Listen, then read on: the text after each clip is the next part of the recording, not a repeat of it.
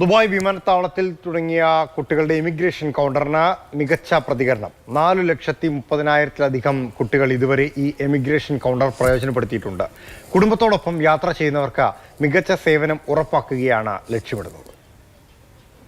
കഴിഞ്ഞ വർഷം ഏപ്രിൽ 19-നാണ് കുട്ടികൾക്ക് മാത്രമുള്ള പ്രത്യേക കൗണ്ടർ ദുബായ് അന്താരാഷ്ട്ര വിമാനത്താവളത്തിൽ ആരംഭിച്ചത്.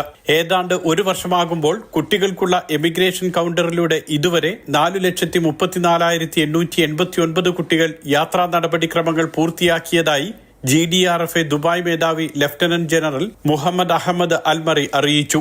ഇക്കൊല്ലം ആദ്യപാദത്തിൽ മാത്രം 1,18,586 കുട്ടികൾ ഈ സൗകര്യം പ്രയോജനപ്പെടുത്തി.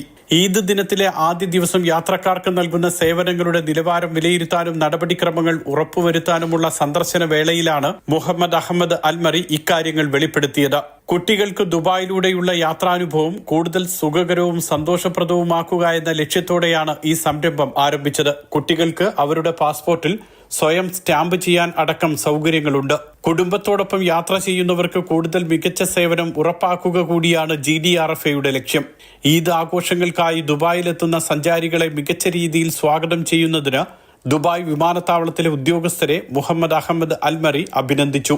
വിമാനത്താവളത്തിലെ 1, 2, 3 ടെർമിനലുകളിൽ സന്ദർശനം നടത്തിയ അദ്ദേഹം ഉദ്യോഗസ്ഥർക്കും യാത്രക്കാർക്കും ഈദ് ആശംസകൾ നേരുകയും ചെയ്തു. ഉന്നത ഉദ്യോഗസ്ഥരും അദ്ദേഹത്തോടൊപ്പം ഉണ്ടായിരുന്നു.